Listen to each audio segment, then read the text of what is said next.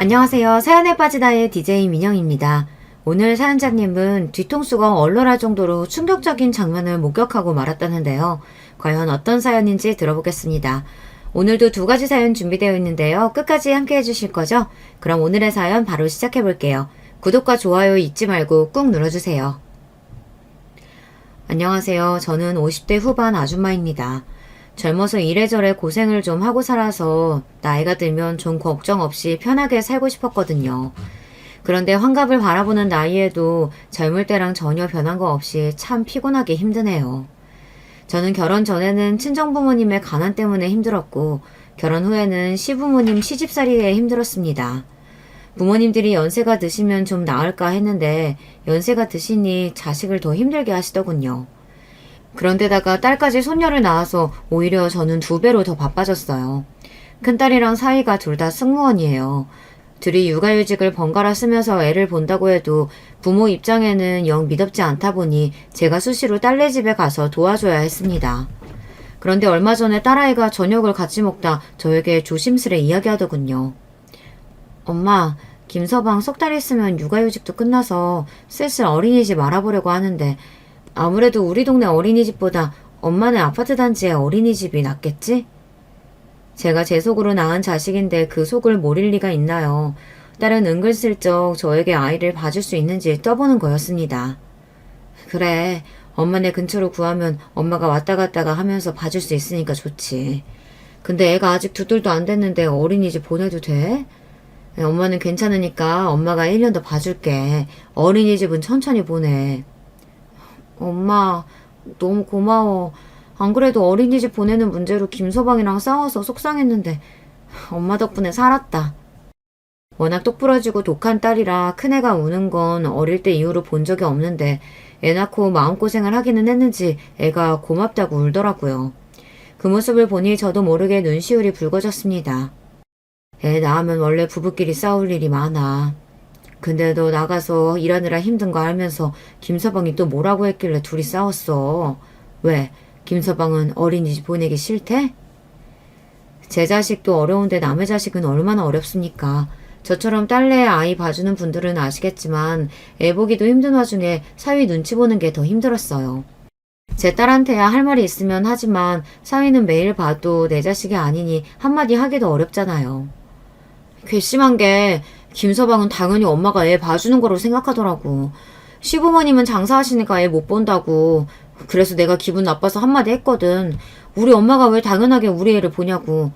그랬더니 그럼 어떡하냐고. 저 어린 걸 2돌도 되기 전에 남의 손에 맡기냐고 괜히 자기가 막 화를 내더라. 딸이 저에게 미안해서 애 봐달라는 말을 못했나 봐요. 그래서 괜히 사위랑 둘이 티격태격한 거죠. 엄마한테 진작 이야기를 하면 되지. 그런 거 가지고 뭐하러 김서방이랑 싸워. 엄마랑 아빠 평생 싸우고 사는 거 보고 자라서 지겹다며. 너라도 남편이랑 싸우지 말고 잘 살아. 엄마 뻔히 힘든 거 아는데 내 자식까지 맡기기 미안해서 그렇지. 딸은 저에게 손녀를 봐달라고 말하는 게 많이 미안한지 고개를 못 들더라고요. 저는 오히려 그런 딸이 안쓰러워서 괜찮다고 걱정하지 말라고 했습니다. 제가 다 키워준다고요. 엄마 고마워. 나랑 김서방이 앞으로 엄마한테 정말 잘할게. 됐어. 엄마는 너랑 김서방만 안 싸우고 알콩달콩 살면 그거로 좋게. 너는 절대 엄마처럼 살지 마. 알았지? 제 말은 진심이었습니다. 제가 자식들에게 해줄 수 있는 거라고는 고작 애 봐주는 거 정도밖에 없었지만 그거라도 자식들에게 도움이 된다면 기꺼이 해주고 싶었어요. 사실 큰딸이 저에겐 좀 아픈 손가락이에요. 큰애라 그런지 자기 속내를 솔직하게 이야기하지도 않고 힘든 일은 항상 본인이 떠안으려고 합니다. 그래서 저도 큰딸이 좀 어려워요. 결혼하기 전에는 더 그랬는데 그나마 아이 낳고 육아휴직 하면서 1년 동안 매일 붙어있다 보니 그래도 엄마인 제가 의지가 좀 되기는 하는지 딸도 저에게 힘들다고 말도 하고 사위 욕도 하고 하더라고요. 남들은 자식이 그러면 귀찮다고 하는데 저는 은근 기분이 좋았어요. 사실 큰딸이 소년 낳기 전에는 저와 사이가 썩 좋지 않았거든요. 둘째 딸이나 막내하고는 그렇지 않은데 이상하게 큰애랑 둘이 있으면 그렇게 싸웠어요. 첫애라 저도 못 모를 때 낳아서 키우느라 실수도 많이 하고 애를 고생시키기는 했지만 그래도 그렇지 애가 무뚝뚝해도 너무 무뚝뚝해요. 사춘기가 심하게 와서는 제가 가깝게 지내려고 노력해도 애가 자꾸 밀어내더라고요. 더군다나 제 속으로 낳은 자식인데도 저랑 뭐 하나 비슷한 게 없어요. 성격이나 취향, 취미, 심지어 식성까지 저보다 남편을 많이 닮았습니다. 저는 그냥 눈에 보이는 대로 너는 아빠를 많이 닮았다고 이야기한 건데 큰딸은 제가 말만 해도 과민하게 반응했습니다. 네 생일이라 오랜만에 나가서 외식 좀 하려고 했더니만 너는 어쩜 입맛까지 네 아빠를 닮아서 기껏 생일날 추어탕을 끓여달래. 제 속으로 나왔지만 참 희한해요. 저는 추어탕이니 청국장이니 냄새나는 음식은 입에도 안 되는데 애 셋 중에서 유독 큰딸만 그런 음식을 좋아해요. 애들이라면 환장하는 피자나 치킨보다 순댓국이니 국밥이니 이런 걸 덜 좋아했어요. 나가서 먹는 것도 별로 안 좋아하고요. 내 생일이라 먹고 싶은 거 있으면 말하라고 해서 말한 건데 기껏 말했더니 왜 또 아빠까지 끌어들이면서 뭐라고 해. 해주겠다는 거야 말겠다는 거야. 평상시엔 말도 없고 무뚝뚝한 애가 자기 아빠 이야기만 하면 유독 더 예민하게 굴었습니다. 심지어 제가 별뜻 없이 남편 이야기를 해도 듣고 싶어 하지 않았어요. 큰딸이 20살이 되자마자 독립해서 나가 살았어요. 중학교 때부터 자기는 대학 가면 무조건 나가 살 거라고 노래를 부르더니만 정말로 대학 입학하자마자 나가더라고요. 공부하느라 바빴을 텐데도 혼자 틈틈이 아르바이트해서 월세 보증금을 모아뒀더라고요. 솔직한 마음은 저나 남편이나 큰딸을 내보내고 싶지 않았지만 큰딸 마음이 워낙 강경해서 말릴 수가 없었어요. 한편으로는 딸이 이해가 됐거든요. 이 지긋지긋한 집구석 얼마나 나가고 싶으면 그랬을까 싶어서요. 당시에 집도 좁은데 한 달의 절반을 시부모님이 와 계셨기에 애들이 힘들어하긴 했어요.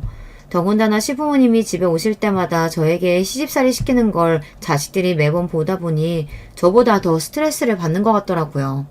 저도 제 자식들이 힘들어하는 거 보기 싫죠. 더군다나 시부모님께 시집살이 당하는 건 더 싫고요. 하지만 그 당시엔 제가 할 수 있는 일이 없었어요.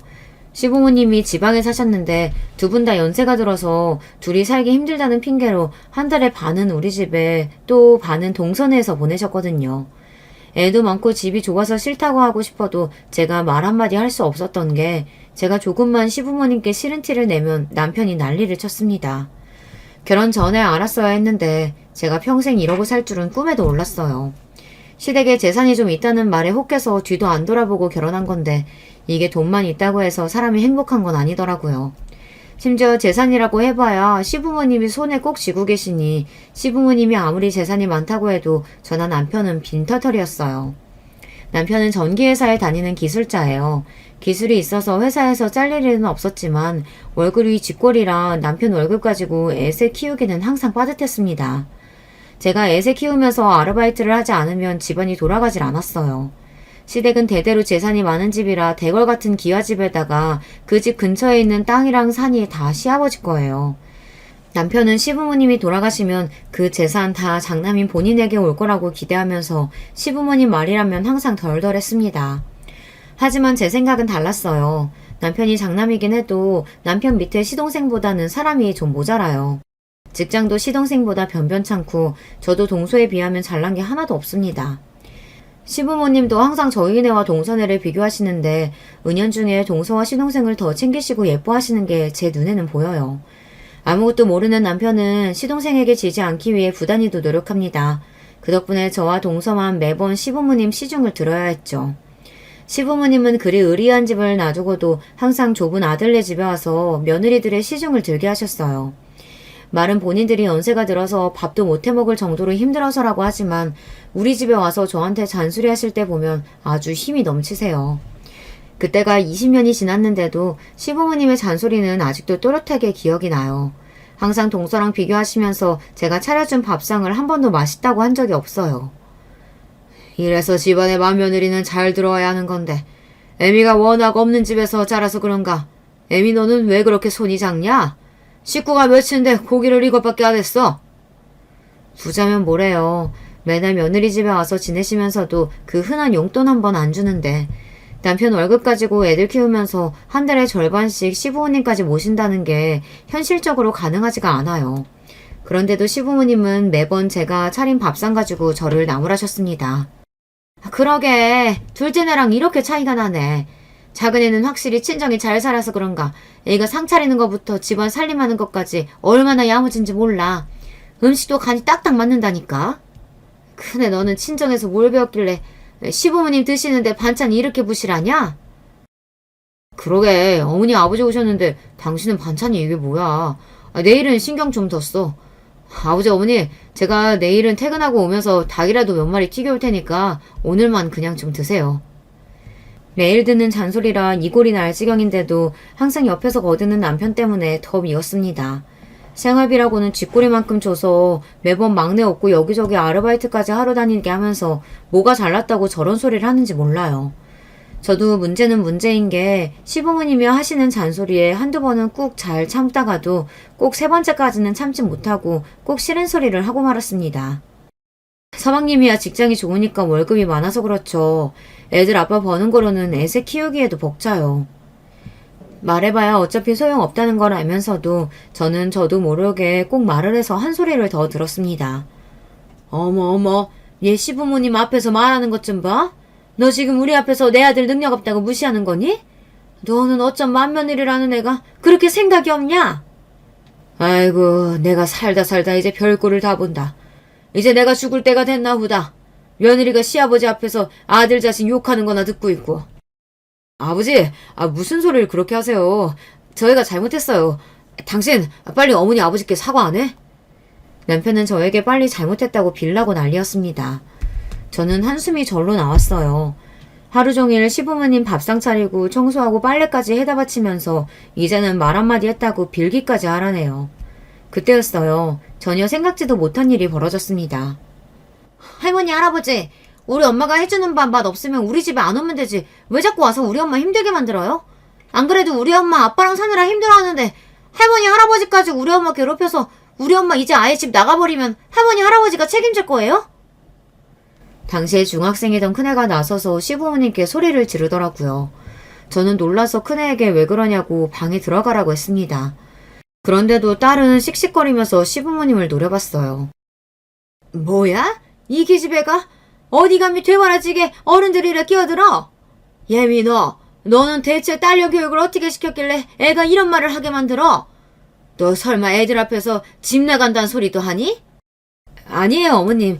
제가 집을 나가긴 왜 나가요? 그런 거 아니에요. 애가 괜히 어른들끼리 큰 소리 내니까 놀라서 그런가 봐요. 제가 단단히 주의 줄게요. 저야 이미 시부모님께 예쁨 받기는 이미 글렀지만 그래도 손주들이라면 끔찍하게 생각하시는 분들인데 괜히 저 때문에 큰애까지 시부모님 눈밖에 나게 하고 싶지는 않았어요. 그래도 큰애는 공부 잘한다고 시부모님이 예뻐해 주시고 용돈도 주고 하셨는데 괜히 미움받아봐야 좋을 게 없으니 저는 나서서 주의 주겠다고 했습니다. 그런데 그때 큰애가 굳이 안 해도 될 말을 하고 말았어요. 엄마가 뭘 잘못한 게 있다고 자꾸 죄인처럼 굴어. 우리 집에서 죄인은 아빠잖아. 할머니, 할아버지, 아빠 바람 피웠어. 바람 피우다가 우리한테 걸렸다고. 혼나도 아빠가 혼나야지 왜 자꾸 엄마한테 그래? 저는 순간 가슴이 철렁 내려앉는 것만 같았습니다. 안 그래도 시아버지께서 항상 남편을 시동생이랑 비교하시면서 가장구실 못하는 못난 놈 취급하는데 바람을 피웠다는 사실까지 알게 되셨으니 더 한심하게 생각하실 게 뻔했어요. 뭐 바람? 아이고, 못난 놈이 하다 이제 바람까지 피워? 내가 죽어야지. 아이고, 당신 뭐해? 당장 짐 싸. 내가 다시는 너희 집에 오나 봐라. 아버지 아니에요. 제가 무슨 바람을 피웠다고. 애가 괜히 뭘 몰라서 하는 소리예요. 시간도 늦었는데 그냥 주무시고 가세요. 됐다. 너는 나이만 처먹었지 어릴 때랑 달라진 게 하나도 없다. 우린 당장 둘째 내로 갈 테니까 얼른 택시 불러. 그날 밤 시부모님은 곧장 짐을 싸서 그대로 동선의 집으로 가버리셨습니다. 택시에 올라타면서 시어머니께서 저를 쏘아보시는데 손발이 다 저리더군요. 잘한다. 왜? 아예 동네방네 스피커에 대고 소리라도 지르지? 내 남편 바람났다고. 평소 같았으면 저도 안 그래도 동네 사람들이 다 안다고 바로 말대꾸를 했겠지만 그날은 그럴 힘도 없었어요. 제가 그때까지 힘겹게 참고 산 세월이 한순간에 와장창 무너지는 것 같더라고요. 더군다나 적반하장이라는 말에 딱 맞게 그날 저녁 남편이라는 인간은 본인이 저지른 일은 모르고 오히려 저와 큰애에게 소리를 질렀습니다. 잘한다 잘해. 어미라는 게 자식 입단속 하나 못 시켜서 이런 사단을 만들어. 이제 다시는 우리 집에 안 오신다는데 이러다가 아버지 재산 다 재영이 놈한테 가면 당신이 책임질 거야? 바람은 네가 피워놓고 내가 그걸 왜 책임져? 나도 모르겠으니까 쓸데없는 소리 하지 말고 들어가서 잠이나 자. 안 그래도 속 시끄러워서 죽겠는데 남편까지 자꾸 짜증나는 소리를 하니 머리가 터질 것만 같았습니다. 더군다나 문제는 거기서 끝이 아니었다는 거예요. 다음날 오후 동서에게 연락이 왔는데 저는 더 황당한 일을 겪었습니다. 오랜만에 전화를 건 동서가 제게 따지듯 말을 하는데 기가 막히더군요. 형님은 이번 주까지 아버님 어머님 모시기로 하셨으면 약속을 지키셨어야죠. 연락도 없이 그냥 가시라고 하면 어떡해요. 제가 어젯밤부터 얼마나 고생했는 줄 아세요? 물론 제가 동서였어도 연락도 없이 갑자기 시부모님이 들이닥쳤으니 화가 날 만합니다. 하지만 동서도 어제 우리 집에서 있었던 일을 이미 다 들었을 텐데 저에게 따지듯 이야기를 하니 기분이 좋지는 않더군요. 우리도 어제는 일이 많아서 내가 미처 동서한테 연락을 못했네. 미안해. 근데 동서도 어머님 아버님 성격 알잖아. 우리가 말린다고 안 가실 분들인가? 그러게 자식 단속을 하셨었어야죠. 애가 할머니 할아버지 앞에서 그런 소리까지 하게 하시면 어떡해요. 암튼 수정이 걔도 진짜 애가 참 독해요. 자기 아버지 바람 피웠다는 소리를 어떻게 표정 하나 안 변하고 그렇게 독하게 어른들 앞에서 한대요? 저를 무시하고 저를 함부로 대하는 건 상관없어요. 시댁에서 항상 제가 당하던 일이니까요. 하지만 제 자식까지 저랑 같은 취급을 하는 건 아무리 어리석은 저라도 참을 수가 없었습니다. 동서가 뭘 한다고 우리 수정이에 대해 떠들어? 우리 수정이가 얼마나 속상했으면 그랬겠어.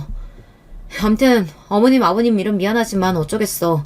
이제 우리 집은 안 오신다는데. 앞으로는 동서가 알아서 좀 해줘. 형님, 아주버님 바람 피웠다고 이제 시댁이고 뭐고 신경 안 쓰시는 거예요? 그러다가 아버님께서 아주버님한테 아무것도 안 물려주셔서 낙동강 오리알 되면 어쩌려고 그러세요? 동서는 원래도 본인이 대학도 나오고 친정이 좀 잘 산다고 제 앞에서 어지간히 잘난 척을 했었어요. 저야 대학 문턱 구경도 못했고 친정도 구질구질 하다 보니 의뢰에 기가 죽어 지금까지 동서 앞에서 제대로 말도 못했었지만 이제는 그게 다 무슨 소용인가 싶더라고요. 거지 같은 남편이랑 꾸역꾸역 참고 산 게 자식들 때문이었는데 자식들도 제가 참고 지질궁상으로 사는 건 싫다고 하니 저도 더는 참고 있을 필요가 없겠더라고요. 그깟 재산 좀 받겠다고 사람 개무시하는 시부모님 시중 들고 사느니 나는 그냥 재산 안 받고 마음 편하게 살래. 그게 낫겠어. 형님 진심이시죠? 괜히 나중에 저희가 시부모님 재산 다 물려받는다고 그때 가서 달라고 하시지나 마세요. 저는 진심이었습니다. 사실 생각해보니 제가 시부모님한테 백날 잘해봐야 시부모님이 저한테 재산을 주시겠어요. 당연히 남편한테 주겠죠. 남편이라는 인간 수중에 돈이 있어봐야 저한테 좋을 게 하나도 없는데 제가 고생해서 참고 살아봐야 좋을 거 하나 없겠더라고요. 지금까지 고생하며 산 것도 억울한데 이제라도 할 말은 하면서 살아야겠다 다짐했습니다. 저는 단지 자식들에게 참 미안해요.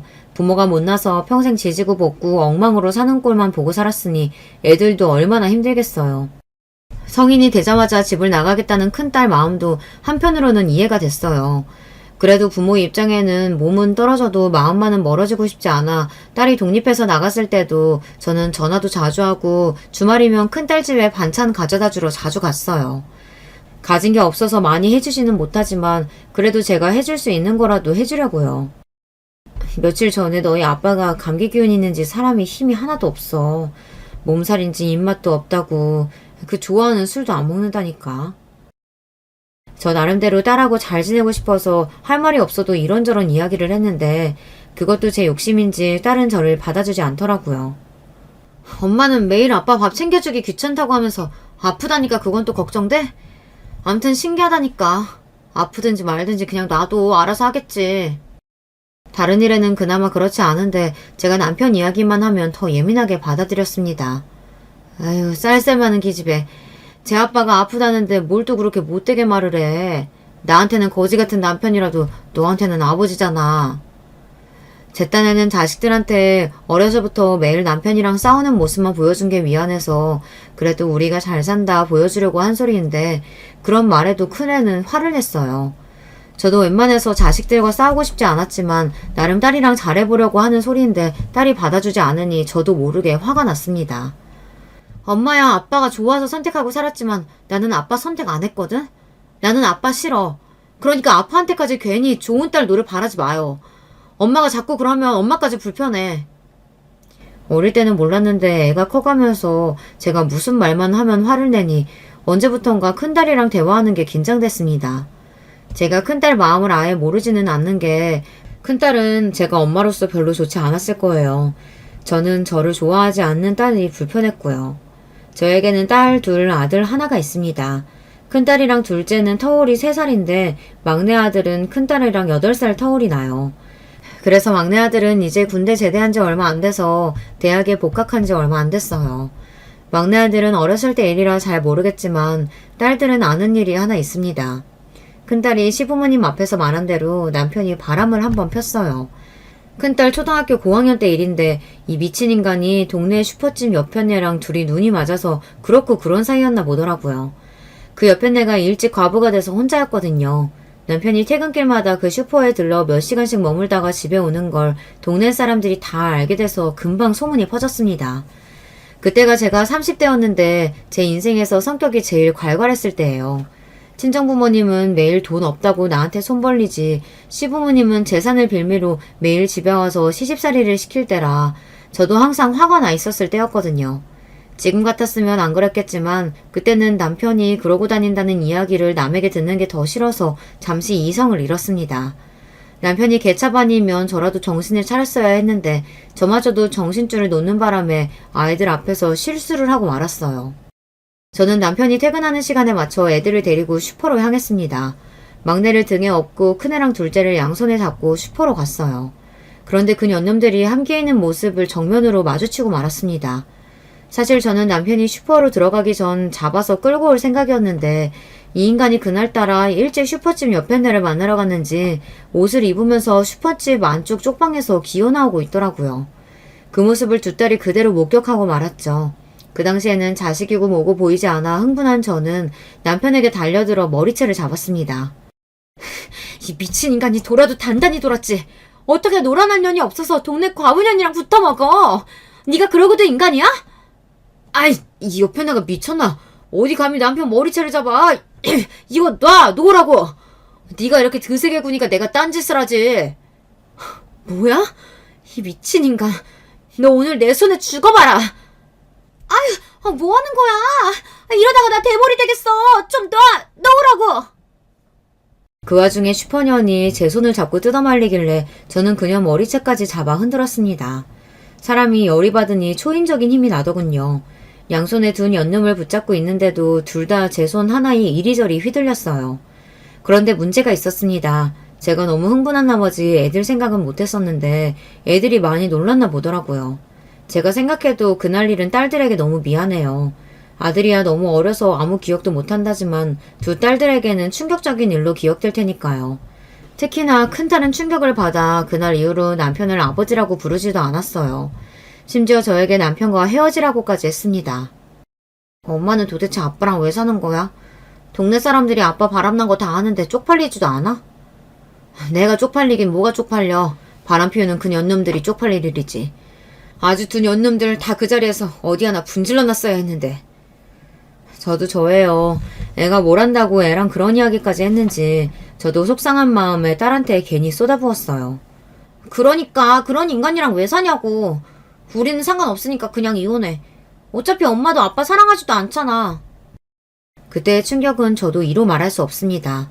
남편에게 배신당했다는 마음도 마음이었지만 제 딴에는 자식들을 생각해서 남편이랑 어떻게든 살려고 한 건데 자식이 제가 남편을 사랑하지도 않는데 참고 산다는 걸 이미 알고 있다는 게 놀랍기도 하고 창피하기도 했어요. 그래도 저는 이혼하지 않고 참고 버텼습니다. 그날 이후 얼마 뒤 남편도 잘못했다고 손이 발이 되게 빌면서 잘못했다고 하기도 했고 저도 혼자 힘으로 애 셋을 키울 자신은 없었으니까요. 남자가 한번 실수할 수도 있다 통 크게 이해해주기로 했어요. 저는 저의 지난날이 스스로 대견하다고 느낄 만큼 잘 참고 버텼다고 생각해요. 그런데 딸은 그런 저를 답답해했습니다. 그때는 저도 제 생각만 하느라 딸들이 얼마나 힘들었을지는 생각도 못한 것 같아요. 저도 몰랐는데 애들한테 제가 습관적으로 너희 때문에 참고 살았다는 소리를 종종 했나 봐요. 둘째나 막내는 제가 그런 소리를 해도 별로 심각하게 듣지 않았는데 큰딸은 달랐습니다. 제가 남편에 대한 하소연을 하거나 살기 싫다는 소리를 하면 과민하게 받아들였어요. 인간이 30년을 같이 살면 좀 변할 줄 알았는데 어쩜 저렇게 눈꽃만큼도 변하지 않을 수가 있니? 아휴, 지겨워. 내가 저 인간 때문에 늙지 늙어. 아빠가 안 변하긴 뭘 안 변해. 그래도 지금은 바람은 안 피우잖아. 엄마가 다 용서하고 지금까지 살아줘놓고 이제 와서 지겹다고 하면 어떡해. 엄마가 좋다고 참고 살았으니까 끝까지 엄마가 책임지고 살아야지. 딸년이라고 말하는 것 좀 봐. 내가 너희 아버지 좋아서 살았니? 다 너희 생각해서 엄마가 꾹 참고 산 거지. 그 참고 살았다는 말 좀 안 하면 안 돼? 누가 참고 살라고 했어? 엄마가 혼자 살 자신 없어서 멋대로 아빠 용서해줘놓고 지금 와서 왜 나한테 생색이야, 생색은. 너 어떻게 엄마한테 그런 말을 해? 엄마가 어떻게 살았는지 제일 잘 아는 년이 꼭 그렇게 잔인하게 말을 해야겠어? 그때는 저도 왜 그랬는지 아무 잘못 없는 큰딸에게 괜히 화를 냈어요. 저에게 상처되는 일이면 아이들에게도 똑같이 상처가 되는 일이었는데 마치 제가 혼자 피해자인 것처럼 딸에게 위로까지 받고 싶어 자꾸만 하소연을 하고 투정을 부렸습니다. 딸이 듣기 싫다고 하는데도 말이죠. 난 진작부터 엄마한테 아빠랑 헤어지라고 했어. 엄마가 마음대로 팔자 꼬아놓고 자꾸 징징거리지 마. 나도 사는 거 힘들어 죽겠는데 도대체 언제까지 엄마 하소연만 들어줘야 돼? 알았다, 알았어. 내가 누구를 탓하겠니? 평생 자식하고 남편만 생각하면서 참고 산 내가 바보지. 갱년기였는지 그때는 누가 무슨 말만 하면 그렇게 서럽고 슬펐어요. 세상에 누구도 내 편이 아닌 것 같고 저만 바보처럼 산 것 같고 누구라도 붙잡고 내 인생 다시 돌려달라고 소리치고 싶었습니다. 더군다나 그때 시부모님 때문에 더 힘들기도 했어요.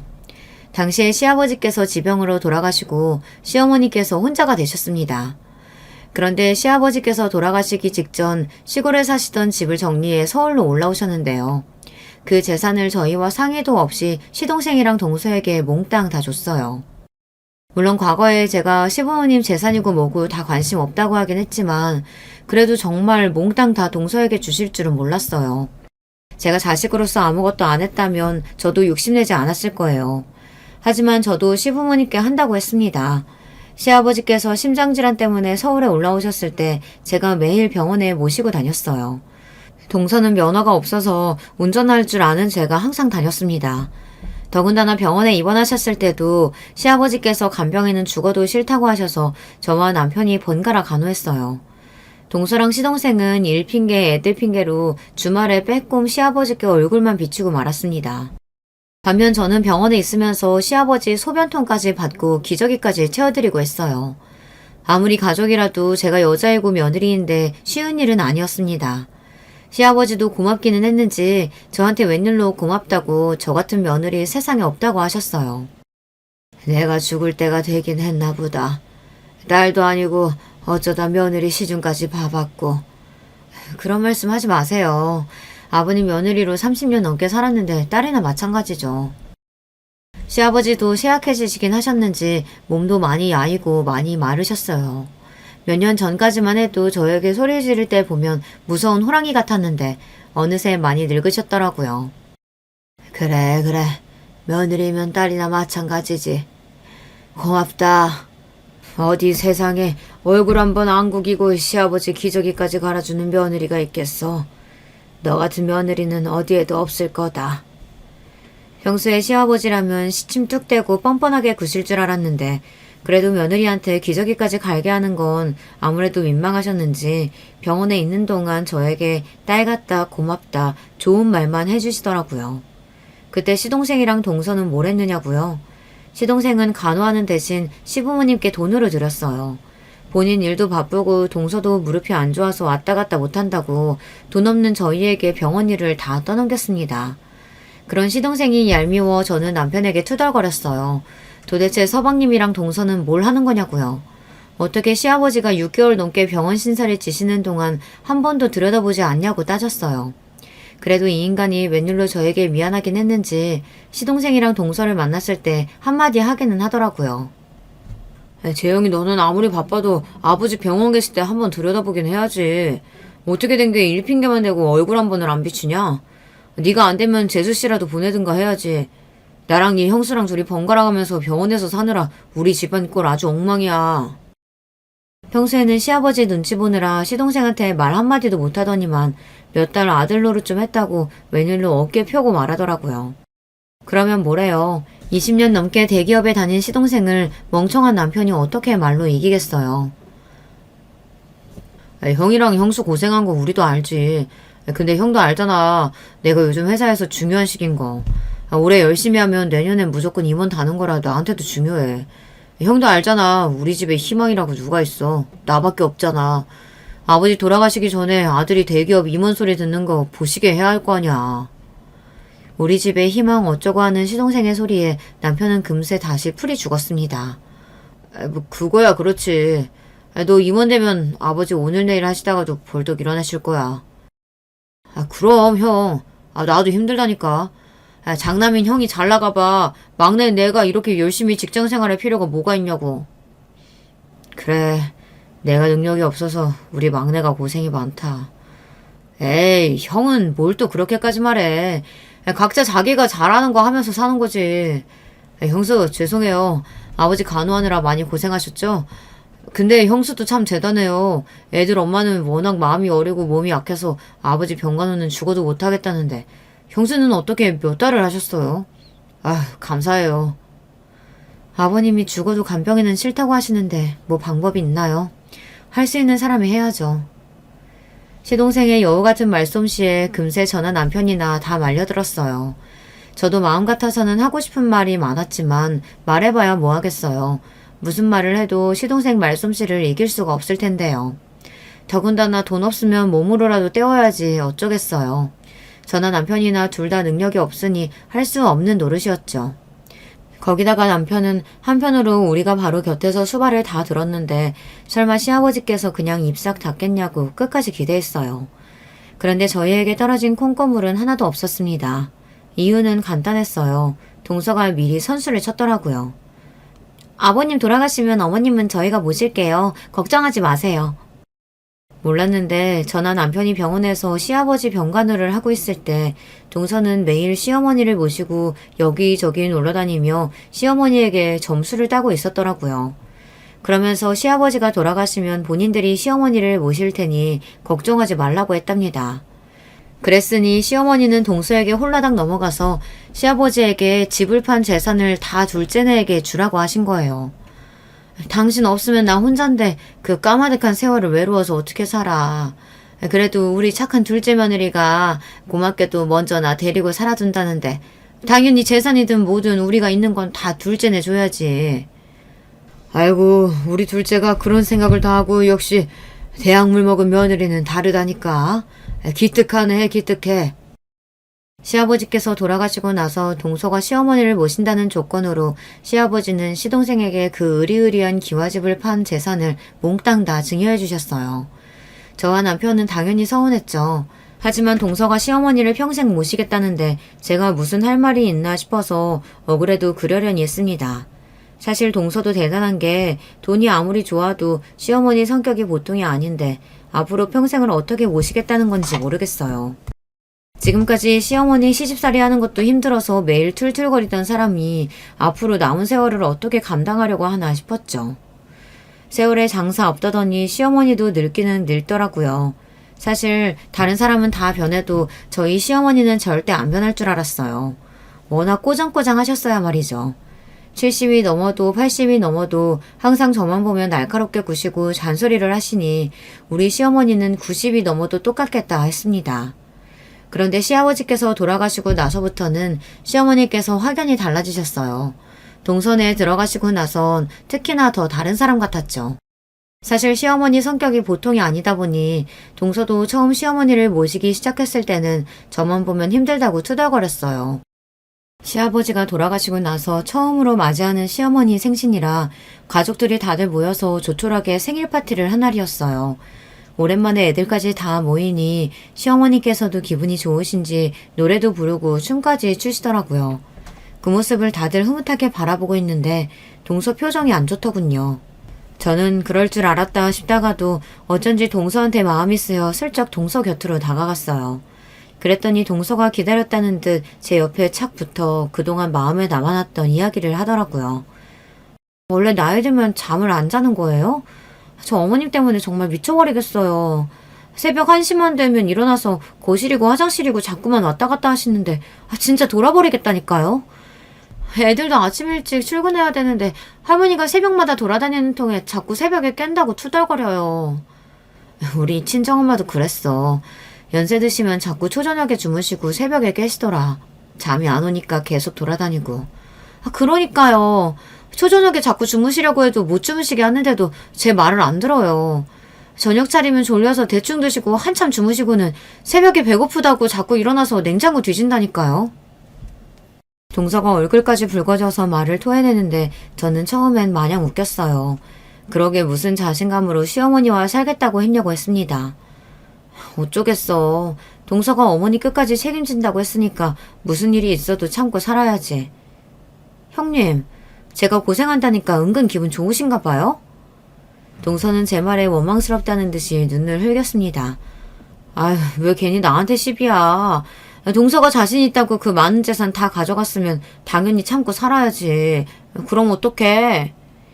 사실 저는 동서 말대로 고소하기는 했습니다. 우리 어머니가 보통 성격도 아니고 모시고 사는데 쉬운 줄 알았어? 몰라요. 저는 형님이 제 마음 알아주실 줄 알고 이야기한 건데 아무튼 내 마음 아무도 모른다니까. 동서는 서운하다는 듯 콧방귀를 뀌고는 주방으로 들어가 버렸어요. 그 뒷모습을 보는데 동서가 어머니를 모시고 사는 게 힘들기는 힘든지 살이 많이 빠지기는 했더라고요.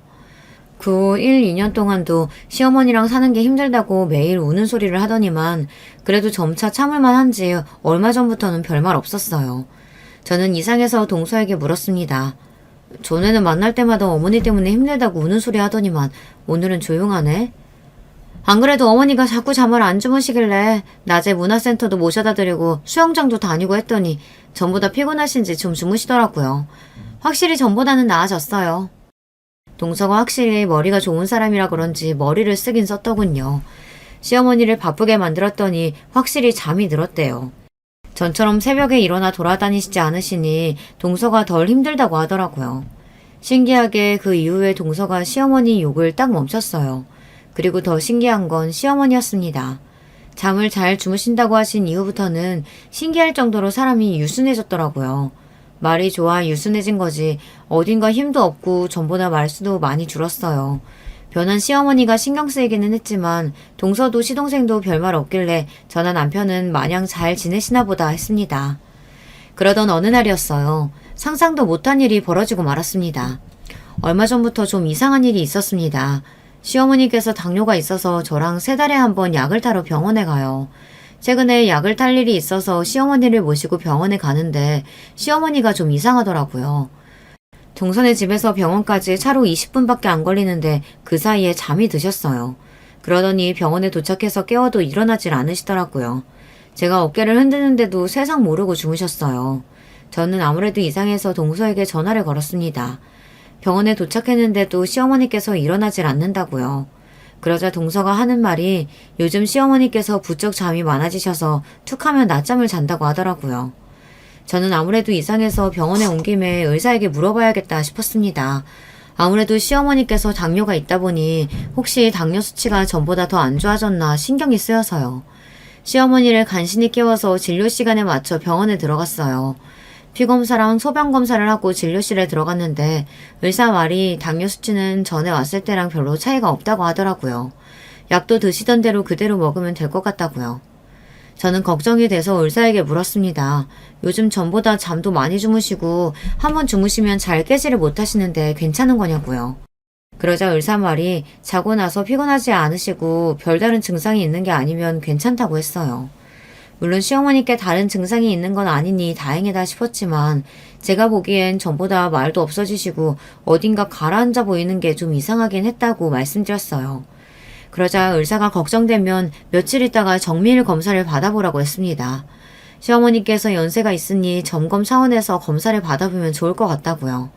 저도 그게 좋을 것 같아 다음 주로 병원 예약을 잡아놓고 시어머니를 동선에 모셔다 드리고 왔습니다. 그리고 한 주 뒤 병원에 가기 위해 시어머니를 모시러 동선회에 갔어요.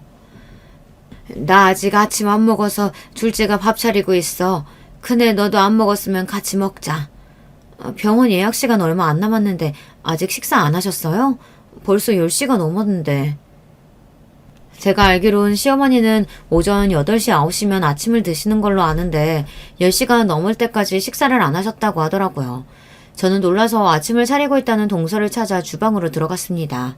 그런데 제가 주방으로 들어가자 동서가 화들짝 놀라더니 어머니가 드실 밥에 뭔가 넣다가 놀라서 손에 있는 걸 허리 뒤로 빠르게 숨기더라고요. 저는 아무래도 이상해서 동서에게 다가갔습니다. 내가 병원 10시 예약이라고 했는데 어머님 아직도 아침 안 드셨어? 그게 사실은 어머님이 조금 전에 일어나셨어요. 제가 아무리 깨워도 안 일어나셔서 어머니 성격 아시잖아요. 배고프면 아무것도 못 하시는 거. 좀 늦어도 아침은 드시고 가셔야 할 것 같아요. 어머, 형님 뭐 하시는 거예요? 동서가 뭔가 숨기는 듯한 얼굴로 제 눈도 마주치지 못하며 말을 웅얼거렸습니다. 저는 아무래도 이상해서 저는 동서의 등 뒤로 다가가 허리춤에 숨긴 물건을 낚아챘습니다. 그러자 동서가 어쩔 줄 몰라 하더니 제가 뺏은 물건을 다시 뺏기 위해 저에게 달려들더군요. 동서의 행동에 놀란 저는 황급히 손에 들고 있던 물건을 확인했습니다. 그런데 작은 통에 가루로 된 약이 들어있더라고요. 동서 왜 이래? 도대체 어머니 밥에다가 뭘 넣었길래 그러는 거야? 이거 뭐야? 형님, 그게 뭐냐면요. 사실은 수면제예요. 이거 먹으면 노인네가 조용히 자길래. 동서의 말에 저는 놀라서 입을 다물지 못했습니다. 그리고 수면제라고 말하는 동서의 눈동자도 잔뜩 풀린 게 이상했어요. 동서, 설마 지금 80이 넘은 노인네한테 매일 수면제를 먹인 거야?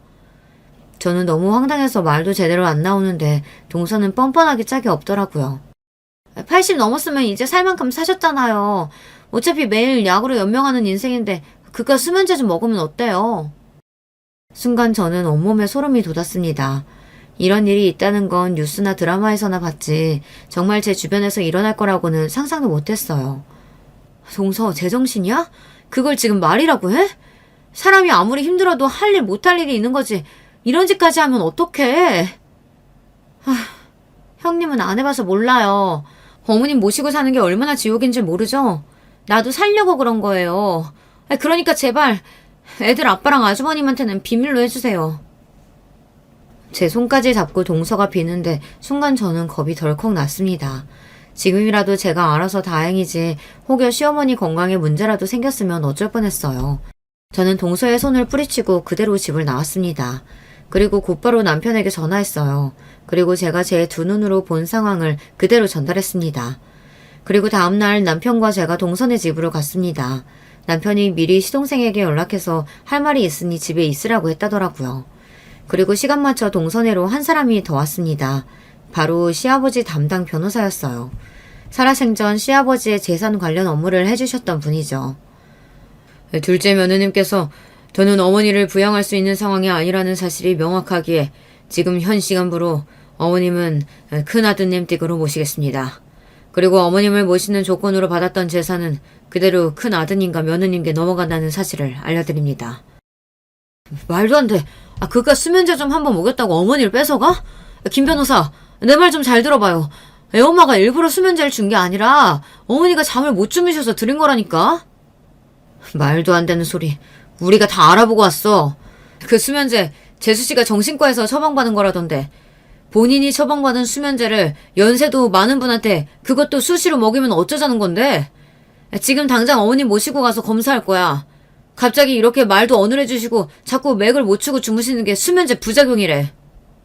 시어머니의 신변이 걸린 일이다 보니 변호사가 병원 측에 요청해서 수면제를 어떻게 처방받았는지 알아왔어요. 그런데 동서가 1년 전부터 정신과에서 진료를 받았더군요. 둘째 며느님께서 정신과에서 우울증 진단까지 받으신 상태라 어머님을 모시기엔 어려운 상황이신 것 같네요. 둘째 아드님이 따로 어머니를 부양하실 게 아니라면 예정대로 큰아드님 댁으로 모시겠습니다. 말도 안 돼. 어머님은 저랑 사실 거죠? 그쵸? 그 와중에도 시어머니는 아직도 잠에 취해서 저희가 무슨 소리를 하는 줄도 모르셨어요. 이거 봐. 도대체 수면제를 얼마나 먹였길래 우리 엄마를 저 지경으로 만든 거야? 재영이 너 이 새끼. 네 마누라가 어머니 이렇게 만드는 동안 너는 뭐하고 있었냐? 남편은 시동생의 멱살을 잡았습니다. 그 와중에도 동생과 시동생은 어머니를 끝까지 모시겠다고 소리쳤지만 그럴 수가 없었습니다. 시아버지께서 돌아가시기 전 유언장에 이미 다 정리를 해놓으셨더라고요. 집이며 땅이며 모든 재산은 시어머니를 제대로 부양하는 자식에게 모두 다 증여하겠다고요. 그랬습니다. 결국 시어머니를 우리 집에 모셨어요. 시어머니의 상태는 수면제 과다 복용으로 인한 부작용이 맞았어요. 그 이후 시어머니는 한 달째 병원 치료를 받고 계십니다. 변호사 말이 시부모님의 재산뿐만이 아니라 동서가 시어머니에게 한 행동을 고소해서 위자료까지 받을 수 있대요. 남편과 시어머니는 동서의 행동이 괘씸하다며 지금이라도 당장 살인 미수로 동서를 고소할 것처럼 굴어요. 하지만 저는 그렇게까지 하고 싶지 않습니다. 동서도 시어머니를 모시는 동안 우울증이 생겼어요. 시어머니에게 한 행동은 잘못됐지만 동서의 마음이 아예 이해가 되지 않는 건 아닙니다. 여러분의 생각은 어떠세요? 정말 동서를 고소하는 게 맞을까요? 저는 아직도 마음이 서지 않아 남편을 말리고 있습니다. 우리 집 상황을 객관적으로 들어주신 여러분께서 어떻게 하면 좋을지 댓글로 의견을 남겨주세요. 하나하나 다 읽어보고 참고하도록 하겠습니다. 저도 갑자기 시어머니를 모시게 돼서 마음이 싱숭생숭하지만 여러분의 가정에는 항상 행복한 일만 가득하시길 바라겠습니다. 지금까지 저의 이야기 들어주셔서 감사해요. 안녕하세요. 저는 50대 중반의 여성입니다. 저의 남편은 10년 전에 세상을 떠났습니다. 그리고 저는 남편과의 사이에서 낳은 아들 하나를 키우면서 살고 있습니다. 그 아들이 올해 말에 결혼을 합니다. 이제 아들도 결혼을 시킬 때가 되었고 저도 남편에게 해묵은 감정을 털어버리고 싶어서 이렇게 사연을 보내게 되었습니다. 제가 남편을 왜 미워하게 되었는지 그리고 하나뿐인 아들을 어떻게 애지중지하면서 키우게 되었는지 그 내용이 궁금하지 않으신가요? 그렇다면 오늘 제 사연 끝까지 잘 들어주시길 바랄게요. 저는 가난한 시골의 농부의 딸로 태어났습니다. 제 위로 오빠가 하나 있고 밑으로는 남동생이 있었습니다. 저희 부모님은 매일 하루 종일 고된 농사일을 하시면서도 저희 오빠에게 장남으로서의 기대를 걸고 공부를 열심히 시키셨고 좋은 대학에 가라고 강력하게 권하셨습니다. 오빠는 고등학교 때까지는 부모님의 기대에 조금 부응을 하는 척했는데 서울에 있는 대학에 들어가자마자 학생운동에 뛰어들어 부모님의 기대를 저버렸습니다. 오빠는 서울에 있는 대학교를 다니다가 1년도 채 되지 않아 학생운동에 뛰어들어 시위대회 앞장을 섰습니다. 그러니 어떻게 되었겠어요? 80년대에는 학생운동에 관련되기만 해도 경찰서에 쥐도 새도 모르게 잡혀가잖아요. 그 후로도 오빠는 밥 먹듯이 경찰서에 드나들기 시작했습니다. 그런 오빠에게 아버지는 천하의 불효자식이라고 화를 내시고는 등을 돌리셨습니다. 그런 놈은 내 아들이 아니야. 이제 난 아들 하나뿐인 거야. 당신도 그 놈은 잊어버리고 막내한테나 신경 써. 그러나 어머니는 오빠를 참아 버리겠다는 말을 하실 수는 없었어요. 어머니에게는 눈물로 키운 장남이었던 거지요. 그래서 오빠가 구치소에 들어가 있는 동안 매주 일요일마다 오빠를 면회하러 다녀오셨습니다. 그래도 그 애를 버릴 수는 없어요. 지금은 제정신이 아니라서 저러고 다니지만 정신만 차리면 제대로 된 생활을 하게 될 거예요. 난 그 애를 버릴 수는 없어요. 제 아버지는 그런 오빠와 어머니에게 실망하셨고 그 후부터는 제 막내 동생에게 집착하기 시작하셨죠. 아버지는 막내가 오빠보다 더 좋은 대학에 가길 원했지만 그 애는 오빠보다 머리가 좋지는 않아서 그런지 그러지 못했습니다. 막내 동생은 부모님의 강압에 못 이겨 나름대로 열심히 공부를 하긴 했지만 겨우 지방에 있는 국립대학교를 간당간당한 성적으로 졸업했습니다. 그리고는 적당한 기업체에 들어갔습니다. 그러나 오빠와 남동생 사이에 있는 저한테는 아버지도 어머니도 그 누구도 신경 써주지 않았습니다.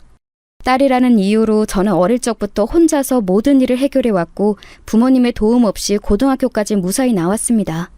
그런데 대학을 가려고 준비 중이었던 저에게 아버지는 청천벽력 같은 말씀을 하시는 것이었습니다. 기집애가 대학 나와서 못해다 써. 너는 어디 공장이라도 들어가. 그래서 네 오빠 등록금이나 벌어다 주고 적당한 나이가 되면 시집갈 생각이나 해라. 저희 부모님은 옛날 분들이라서 여자가 공부해봤자 말만 안 듣지 아무 쓸모가 없다고 하시면서 제가 대학 가는 걸 반대하셨습니다. 저는 여자라는 이유로 대학을 못 가게 하는 아버지에게 서운하고 억울해서 대들었지만 아버지는 눈 한 번 깜빡하지 않으셨습니다. 아버지, 저도 대학에 가고 싶어요. 오빠랑 동생한테는 다 등록금 대주고 할 거면서 왜 나만 차별해요? 제가 딸이라서 공부할 필요조차 없다는 건 너무하잖아요.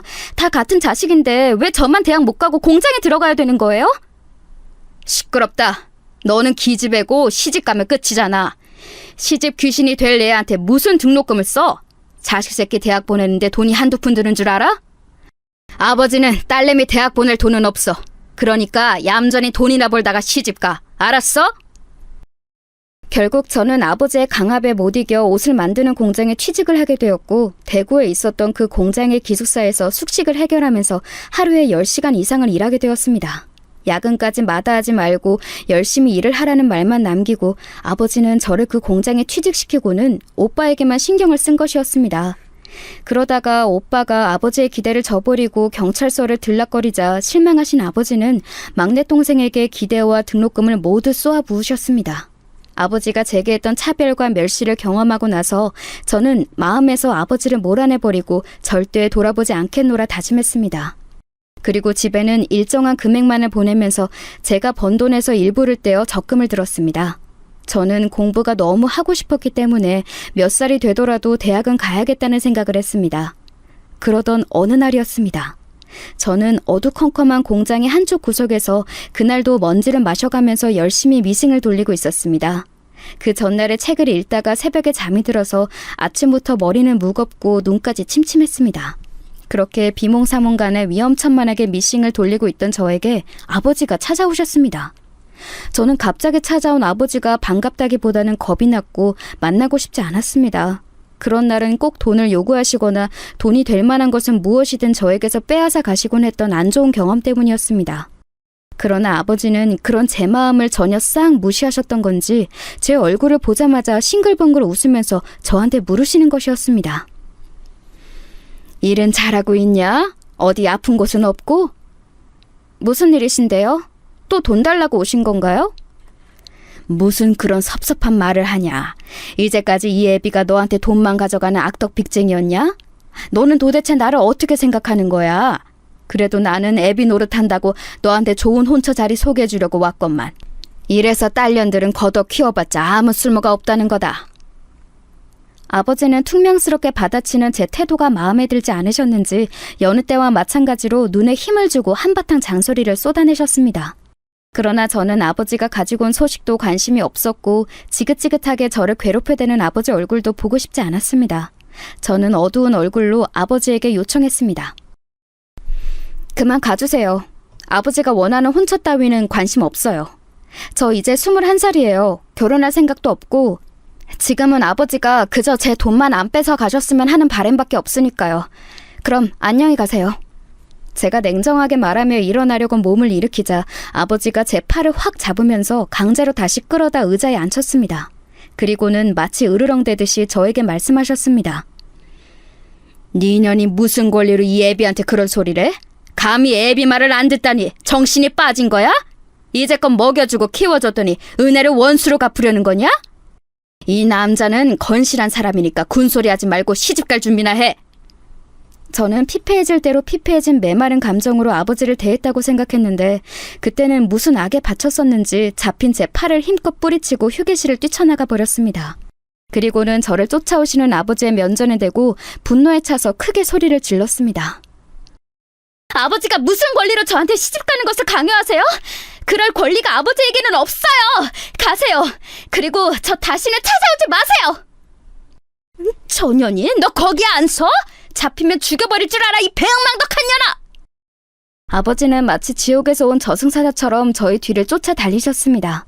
저는 덜덜 떨면서 아버지를 피해 공장을 뛰쳐나왔습니다. 그리고 사거리에서 택시를 타고 바로 시외버스 터미널로 가서 가지고 있던 돈을 탈탈 털어 서울로 도망쳤습니다. 그렇게 저희 서울 생활은 시작되었던 것이었습니다. 서울로 도망친 저는 달동네에 방을 한 칸 얻고 서울에서 식당 설거지부터 건물 청소까지 온갖 허드렛 일을 해서 돈을 벌었습니다. 혼자 살면서 고등학교밖에 안 나온 여자가 할 수 있는 일은 그리 많지 않았기에 저는 닥치는 대로 뭐라도 해서 악착같이 돈을 모았습니다. 그러다가 가라오케 주점을 운영하던 그 여자를 만났습니다. 처음에는 그 가라오케 주점을 청소하는 일을 했었던 저는 그녀를 언니라고 부르며 잘 따랐고 그 여자도 가난한 저에게 공짜 밥과 지낼 잠자리를 주었습니다. 자기는 왜 이렇게 악착같이 일을 하니? 젊으면 다시 안 돌아와. 젊을 때 놀아봐야 하는데. 여기서 일해볼래? 청소 말고 내가 여기 맡아서 관리해줄 사람 찾고 있는데. 제가 여기서 일해도 될까요? 그런데 전 노래도 못하고 술 따르는 여자가 될 생각은 없어요. 그때는 가라오케 주점에 술 따르는 여자들이 있어서 남자들이 단체로 회사에서 회식이라도 오면 같이 노래 불러주며 분위기도 띄우고 2차도 나가는 여자들이 많았습니다. 그런 여자들은 남자들과 나가면 대부분 불륜이나 몸을 파는 일을 한다고 알고 있었기 때문에 저는 아무리 돈이 궁해도 그런 일은 하고 싶지 않았습니다. 그 이야기를 하자 그 여자는 입맛을 다시더니 제 촌티나는 옷차림을 보고 한숨을 푹 쉬었습니다. 아휴, 그래. 자기는 그런 일 하기엔 조금 촌티는 난다. 몸매 잘 빠지고 키도 큰 것도 아니니까 이 가게 맡아서 경영하고 한 달에 한 번씩 나 만나서 보고만 해주면 돼. 자기 마음대로 경영하고 매달 입금만 잘해주면 난 상관없어. 어때? 해볼래? 예, 그렇다면 할게요. 저는 너무 감사하죠. 저는 사장님의 솔깃한 제안에 기쁘게 그러겠다고 했습니다. 그도 그럴 것이 다른 곳에서 일을 안 해도 거의 제가 뛰던 서너 군데 알바비와 같은 월급을 받을 수 있었고 숙식도 제공이 된다고 하니 얼마나 좋은 조건인가요? 아무리 달동네 방 한 칸이어도 보증금과 다달이 들어가는 월세는 아낄수록 좋잖아요. 저는 방 보증금을 빼서 도로 제 통장에 넣고 주점에 딸린 방으로 이사를 들어왔습니다. 사장님은 가라오케 주점 하나와 룸살롱도 하나 경영하는 서울에서 나름 성공한 큰손이었습니다. 저는 사장님의 요청에 따라 가라오케 주점을 거의 제가 경영하다시피 하는 위치에까지 올랐습니다. 매달 가라오케 주점의 수익을 정산해서 그녀에게 입금해주고 가게도 관리하면서 도우미들도 뽑는 등 젊은 나이에 사장으로서 할 일을 다 했습니다. 그렇게 서울 생활 3년 만에 저는 아끼고 아껴서 돈 5천만 원을 모았습니다. 그 돈으로 서울 외곽에 빌라를 한 채 사서 저는 그 집을 월세로 내놓아 다달이 35만 원의 불로소득을 받게 되었습니다. 제가 그 집을 계약하던 날 사장님에게 동행을 부탁하자 사장님은 놀란 눈치였습니다. 어머, 벌써? 여기서 일한 지 얼마나 됐다고 집 장사를 다 하고. 기집애 능력도 좋다. 너처럼 악착같은 애는 처음 본다. 젊을 때 경험은 많을수록 좋다고 언니가 말했잖아. 한 살이라도 젊을 때 놀아야 된다고. 나이 더 먹으면 연애도 못해. 얼른 연애 좀 해, 기집애야. 언니, 전 그럴 시간이 없어요. 쓸데없는 일에 청춘을 낭비할 순 없어요. 공부를 하고 싶거든요. 사장님은 연애보다 돈맛을 먼저 알았다고 하면서 저에게 핀잔을 줬지만 저는 한 살이라도 젊을 때 많이 벌어야 한다는 생각뿐이었습니다. 제 한 몸이야 가라오케 주점 안에 딸린 방 한 칸으로 충분했기에 저를 위해 집을 구하거나 돈을 쓴다는 생각은 감히 하지 않았습니다. 가라오케 주점에 와서 술을 마시고 몇 시간의 해방감을 위해 청춘을 낭비하는 제 또래의 대학생들을 보면서도 하나도 부럽다는 생각이 들지 않았습니다. 저는 목표를 가지고 있었기 때문이었습니다. 이렇게 돈을 모았다가 나중에 제가 원하는 공부를 해서 출세해야겠다는 결심을 했습니다. 저는 살면서 너무 뼈저리게 법을 알아야겠다는 생각을 깨달은 바가 있어서 법대를 희망했습니다. 입시 공부하려면 돈이 필요했고 대학 등록금도 만만치 않은 액수여서 저는 돈을 다 모을 때까지 연애를 절대 하지 않기로 다짐했었습니다. 그러다가 제 굳은 마음을 비집고 들어온 것이 바로 남편이었습니다. 남편은 가라오케 주점에서 아르바이트를 하던 23살 청년이었습니다. 처음에는 속 귀엽고 저에게 말을 걸기는커녕 눈도 잘 마주치지 못하던 남편의 순수한 면에 반해서 저는 알게 모르게 남편이 알바로 올 때마다 떡볶이를 사놓고 기다리기도 하고 커피를 타주기도 하는 등 제 나름대로의 관심을 보였습니다. 영호 씨, 이것 좀 먹어봐요. 저 앞에 시장에서 사온 건데 너무 많아서 좀 남겨놨어요. 아, 고맙습니다. 잘 먹을게요. 누나라고 불러도 되나요? 저보다 2살 위이신 거 아는데. 누나는 무슨, 그냥 이름 부르지. 겨우 2살 차이 정도는 사회에서는 아무것도 아닌데. 그래도 전 부모님께 그렇게 배우지 않았어요. 누나는 누나죠. 예의 있고 깍듯한 그 남자에게 저는 점점 마음을 빼앗겼고 조금이라도 저를 봐주기만을 기다렸습니다. 끈질기게 관심을 갈구하면서 그 남자의 곁에서 맴돌고 있던 끝에 그는 술에 취한 어느 날 저와 하룻밤을 보내게 되었고 그날 밤부터 일주일 후에 군대를 갔습니다. 누나, 저 군대 가요. 그날 밤의 일은 실수였어요. 이제 저는 잊어주시고 누나는 좋은 남자 만나세요. 아니, 난 너 기다릴 거야. 영호야, 제대하면 우리 같이 살자. 미안해요. 기다리지 마세요. 3년이나 누나를 외롭게 만들 수 없어요. 저는 눈물을 흘리며 그를 군대로 보냈고 한 달이 지나자 저는 임신했다는 사실을 깨닫게 되었습니다. 그 사람은 제 인생의 첫 남자였기 때문에 아이 역시 그의 아이임에 틀림이 없었습니다. 저는 사랑하는 남자의 아이를 가졌기 때문에 후회도 없었고 기쁜 마음뿐이었습니다. 당장 군대에 있는 그 사람에게 편지를 썼습니다. 영호야, 잘 지내고 있지? 그날 밤의 결실로 내 뱃속에 아이가 생겼어. 아직 너 제대하려면 2년 반이나 남았지만 난 너만 기다릴 테니까 제대하면 우리 결혼하자. 대충 이런 내용의 편지를 그리움을 담아 길게 썼던 기억이 나네요. 하지만 영호 씨로부터 답장은 오지 않았고 그 사이에 저는 아기를 낳아 기르며 그 사람을 기다리고 있었습니다. 그러나 3년이 지난 후 영호 씨는 제대를 하고도 제 앞에 나타나지 않았습니다. 저는 가라오케 주점 일도 제쳐둔 채 그 사람을 찾아 돌아다녔습니다. 아기는 그동안 가라오케 주점 사장님께 맡기고는 미친 여자처럼 아이 아빠를 찾아 그 사람의 학교도 찾아가 보고 영호 씨의 과 친구들에게 물어서 대전에 있는 영호 씨의 본가에까지 찾아갔습니다. 사전에 약속도 없이 모르는 여자가 아들을 찾자 그의 부모님은 적잖게 놀란 눈치였습니다. 당황한 그의 아버지가 저에게 물었습니다. 아가씨는 누군가? 누군데 영호를 찾아? 저는 서울에 있을 때 영호 씨와 사귀던 여자예요. 영호 씨가 군대 가기 전에 저와 하룻밤을 보냈고 그 사이에 아기가 있습니다. 아들이에요. 아니, 우리 애가 그럴 애가 아닌데 아가씨가 잘못한 거 아니에요? 내가 아가씨 말을 어떻게 믿어? 설령 아가씨가 애를 낳았더라도 그 애가 우리 영호 애기라고 내가 어떻게 믿겠어? 우리 영호 행실 바른 아이야. 그러니까 영호 찾을 생각하지 마요. 그의 어머니가 단호하게 말씀하셨습니다. 저는 이렇게 꺼내고 싶진 않았지만 가지고 다니던 우리 아들의 사진을 꺼내 그의 부모님께 보여주었습니다. 그 사진을 본 부모님은 기가 막히셨는지 말문이 턱 막혀버리신 듯 했습니다. 그도 그럴 것이 제 아들과 영호 씨는 누가 봐도 딱 부자지간이라 말할 수 있을 정도로 똑 닮았거든요. 이건 내가 뭐라고 할 수가 없겠네. 우리 영호 어릴 적 사진이랑 너무 똑같아. 그런데 아가씨 어떡하지? 우리 영호는 지금 집에 없는데. 그의 어머니의 말은 제게 청천벽력 같은 충격이었습니다. 저는 이 말도 안 되는 소식에 다리 힘이 풀려 그 자리에 스르르 주저앉았습니다. 어디로 갔나요? 저 영호 씨 꼭 만나야 돼요. 제대하면 만나기로 약속했단 말이에요. 그 사람 어디 갔어요?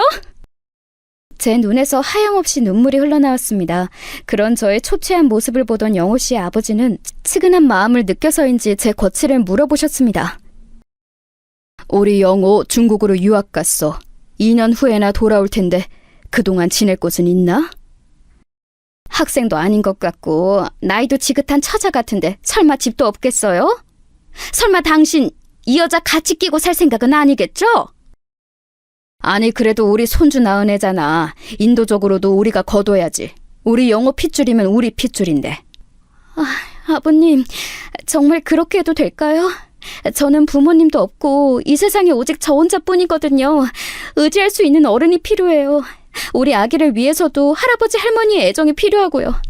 제가 여기 들어와서 살아도 될까요? 저는 최대한 불쌍한 척을 해야 했기에 멀쩡히 살아있는 부모님을 없다고 속이고 저를 고아로 만들었습니다. 지금에서는 그 말을 후회하지만 그때는 다른 방법이 없어 보였습니다. 제 부모님은 제가 서울로 도망친 후 한 번도 내려가지도 않고 두 분도 저를 찾지 않았으니 이미 죽은 사람들이나 다름없었고 저는 그만큼 절박한 상황이었으니까요. 결국 영호 씨의 부모님은 저에게 대전의 본가로 내려오라고 하셨고 영호 씨가 쓰던 방을 제가 살 수 있도록 내주셨습니다. 저는 그 길로 서울로 올라가 가라오케 주점 사장님과 눈물의 이별을 했습니다. 너 없으면 이 가라오케 주점 관리는 어떻게 하니? 너만큼 일을 잘하는 애를 찾기는 힘들 것 같은데. 그리고 영호라는 그놈 나는 별로인 것 같던데. 네가 정말 믿을 수 있는 놈이야? 언니, 저 영호 씨 사랑해요. 그 사람 마음이라도 잡으려면 그 사람 가족 곁에 있어야 해요. 갑자기 그만두게 되어서 죄송해요. 하지만 저 이번 기회를 놓칠 수 없어요. 서울에 있던 빌라를 제외한 모든 재산을 팔아서 통장에 넣어놓고 저는 얼마 안 되는 짐을 가지고 아기와 함께 영호 씨의 집으로 들어갔습니다. 그의 아버지는 저와 제 아들에게 잘해주셨지만 어머니는 저를 탐탁지 않은 눈으로 보시면서 틈만 나면 구박하시기 바빴습니다. 영호 씨가 돌아올 때까지 저는 그 집의 가정부처럼 일하는 며느리 역할이었습니다. 예, 국 맛이 이게 뭐니? 너 밥 해본 적 없어? 너무 짜고 시잖아. 아무리 김칫국이라도 묵은지 국물을 좀 짜서 넣고 끓여야지. 이래서 어떻게 먹으라고 그러니? 네, 죄송해요, 어머니. 다시 끓일게요.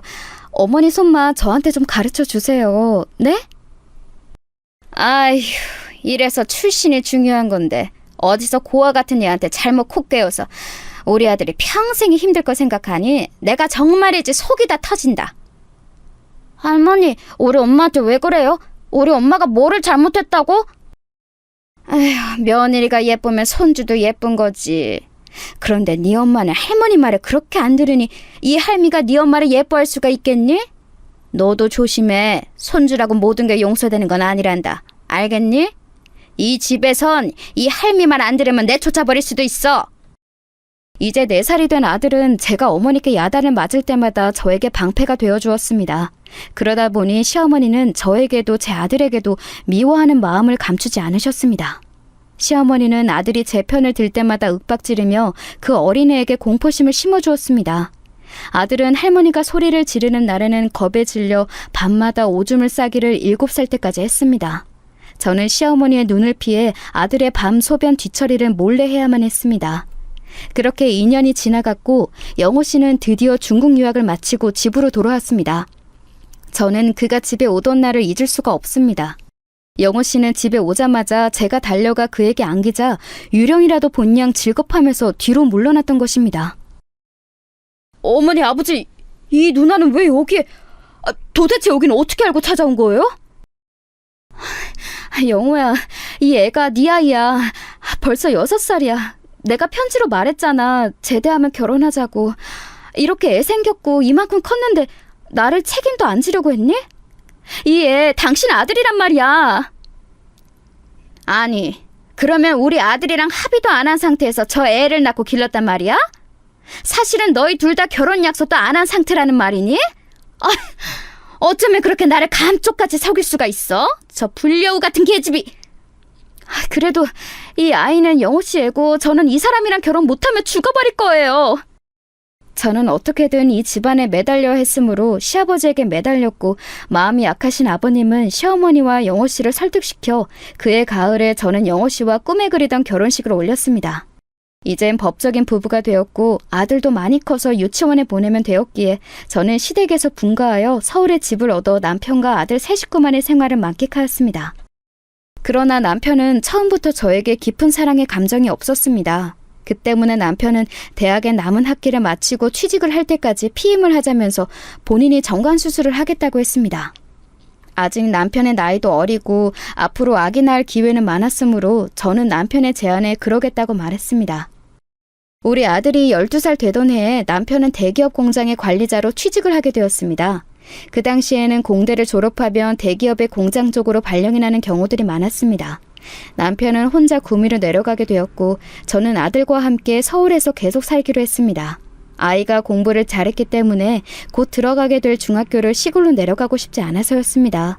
다행히 남편은 제 계획에 두말 없이 찬성해 주었습니다. 그러나 나중에 알게 된 이야기지만 남편은 중국에서 유학했던 당시에 사귀었던 지선이란 이름의 여자가 있었고 그녀를 한국에 돌아와서 다시 만나 저 모르게 바람을 피우고 있었던 것이었습니다. 나중에야 그 사람이 지선이와 두 집 살림을 하고 싶어서 주말 부부를 받아들였다는 사실을 알게 되었습니다. 그때 제가 느꼈던 남편에 대한 배신감은 이루 말할 수가 없었습니다. 남편은 처음 구미로 내려간 후 몇 달 동안은 주말마다 서울의 집으로 올라왔습니다. 그러나 시간이 지날수록 야근이나 회식을 핑계 삼아 점점 서울로 오는 일이 없어졌습니다. 저는 남편이 취직을 하자마자 대학에 입학하기로 마음먹고 수능 공부를 하려고 준비를 하고 있었기에 남편이 오든 말든 신경을 쓸 틈이 없었습니다. 한 달에 한 번조차도 서울집에 올라오지 않는 남편이 야속하기는 했지만 저 역시 너무 바빠서 남편이 와도 아이와 함께 놀러 간다거나 할 시간은 없었기에 참았습니다. 그동안 남편은 구미에서 공장에 다니면서 회사 사람들에게 지선이란 여자를 자기 부인이라고 소개해놓고 마치 그 여자와 결혼한 사람처럼 살았던 것입니다. 그리고 남편은 지선이와 사실혼 관계처럼 살기 위해서 거의 지방에 있는 회사 지사로만 돌아다니면서 저에게는 한 달에 한 번씩 꼬박꼬박 아이의 학비와 생활비만 보내주었습니다. 저는 한 해 재수를 해서 2년이 지나 대학에 들어갔습니다. 처음 가고 싶었던 법과대학은 아니었지만 서울에 있는 대학의 회계학과를 들어가게 되었습니다. 처음 경험해보는 대학 생활은 저에게 신세계를 알게 해주었습니다. 공부도 열심히 했고 나이 차이가 거의 10년이나 나는 새내기들과 어울려 술도 마시고 개강 파티도 하는 등 젊을 때 누리지 못했던 자유를 마음껏 누리고 다녔습니다. 만약 남편과 주말 부부가 아니었다면 저는 대학을 갈 생각도 못했을 것입니다. 그렇게 4년의 세월이 흘렀고 어느덧 제 아들은 고등학교에 입학했습니다. 아이는 늦은 사춘기가 왔는지 같이 사는 저조차도 얼굴을 못 볼 때가 많았고 학교에서 워낙 늦게 왔기 때문에 집에서는 잠만 자고 다시 학교로 가는 수험생 같은 생활을 계속했습니다. 저는 회계학과를 졸업하고 회계사 사무소에 취직을 했습니다. 남편은 여전히 지방으로만 일자리를 구해 돌아다니며 서울에 와서 살림을 합치겠다는 소리를 하지 않았습니다. 그런 남편을 보던 어느 날 의심스러운 생각이 들어서 겨우 집에 하러 온 남편에게 물었습니다. 당신 이제 아예 둘째 가질 생각은 하지도 않아? 난 아직 40대도 안 됐고 당신도 정관수술한 거 풀면 우리 둘째 아기 가질 수 있는데 아직 늦지 않았잖아. 아이 갖는 거 한번 생각해봐. 아니야. 이제 와서 또 무슨 애를 가져. 그럴 만큼 나 당신하고 돈독한 것도 아니고. 사실 내가 오늘 온 이유는 내 짐을 다 가져가라고 해서 온 거야. 그게 무슨 소리야? 이젠 주말 부부조차 하기 싫다는 거야? 우리 아들 대학 가면 내가 당신 있는 곳으로 내려갈게. 그럼 우리 같이 살 수 있잖아. 당신 설마 다른 여자 생겼어? 알고 있었어? 당신한텐 미안하게 생각해. 하지만 난 당신보다 그 여자가 더 좋아. 애를 가질 수 없어도 좋다고 했고 그 여자는 나를 믿고 따라줘. 그리고 당신과의 첫 만남이 나에겐 원해서 했던 것도 아니고 아들이 생겨서 결혼한 거나 마찬가지 아니야? 이제 애도 거의 다 컸고 하니까 우리 갈라서자. 그게 무슨 소리야? 이제껏 나를 속인 거야? 싫어. 나 절대로 이혼 못해. 내 눈에 흙이 들어가기 전까진 당신은 나 못 벗어나. 그날 처음으로 남편은 제 뺨을 때렸습니다. 그러면서 저한테 거머리 같은 여자라고 욕하고 소리를 질렀습니다. 저는 너무 어이가 없고 믿을 수가 없는 남편의 돌발 행동에 쇼크를 받아 정신을 잃었습니다. 그러나 남편은 쓰러진 저를 아무 처치조차 하지 않고 내버려둔 채 서울집에서 자기 옷을 전부 챙겨가지고 지방으로 내려가 버렸습니다. 지선이란 그년에게 간 것이겠죠. 저는 정신을 차린 다음 날 득달같이 남편을 따라 그의 집에 있는 지방에 내려갔습니다. 그 집에서 지선이란 그 여자를 처음 만났을 때의 쇼크는 이루 말할 수가 없었습니다. 그 여자 역시 저의 존재에 대해 전혀 알지 못하는 듯 했습니다. 제가 미친 듯이 남편 집에 벨을 눌러대자 짜증 가득한 얼굴로 문을 열어준 그녀가 물었습니다. 아줌마, 누구예요? 나 영호 씨 부인이야. 그러는 니녀는 누구야? 도대체 우리 영호 씨랑 얼마나 오래된 사이야? 너 이거 바람이야. 알기나 해? 나랑 영호 씨 사이엔 고등학생 아들도 있다고! 내가 악다구니를 쓰자 지선이란 여자도 충격을 받은 모양이었습니다. 그녀는 당장 회사에 있는 영호 씨에게 전화를 걸어 사실을 추궁했습니다. 자기야, 지금 이상한 여자 하나가 와서 나한테 환양년이라고 하고 자기가 본처라는데 이게 뭐야? 당신 그래서 계속 혼인신고 미루자고 하던 거였어? 쿨한 부부관계에 호적 정리가 필요 없다며. 난 당신이 쿨한 사람이라 그런 줄 알았어. 이게 무슨 일이야? 뭐라고? 아니 그 여자가 왜 우리 집에 와? 알았어 자기야, 내가 금방 가서 그 여자 쫓아내줄게. 기다려. 여러분, 이런 상황이 이해가 가시나요? 세상에 적반하장도 이런 적반하장이 어디에 있겠습니까? 누가 뭐래도 호적상 제가 확실한 본처이고 지선이란 여는 상간녀인데도 불구하고 결국 그 집에서 쫓겨난 것은 저였습니다. 저는 너무 기가 막히고 어이가 없었습니다. 틀림없이 근무 시간인데도 남편은 지선이를 지키고 저를 쫓아내겠다면서 팔을 걷어붙이고 집으로 찾아오는 게 아니겠어요? 그리고는 양심도 없이 제 눈앞에서 삿대질을 해가며 소리를 지르는 것이었습니다. 여기가 어디라고 당신이 이 집에 와? 어서 나가! 못 나가겠다면 나 경찰 부를 거야. 어서 나가지 못해? 우리 지선이한테 손끝 하나라도 대면 당신 내가 고발할 거야. 뭐라고? 당신 뭘 믿고 그렇게 기세가 등등해? 내가 본처야. 저녀는 상간녀라고. 이쯤 되면 미안하다는 말이라도 한 번 해야 하지 않아? 미안한 거랑은 별개지. 내가 당신 존재 자체를 지선이한테 숨긴 이유가 뭔지 알아? 사실을 알면 당신 성격에 지선이 해코지하러 올까봐 그랬던 거야. 지금처럼. 그러니 썩 나가. 그리고 다신 찾아오지 마. 내가 이혼서를 보낼 때까지 우리 만나지 말자. 웃기지 마. 내가 여기서 나가도 당신이랑 이혼은 절대 안 해줘. 그것만은 용서 못해.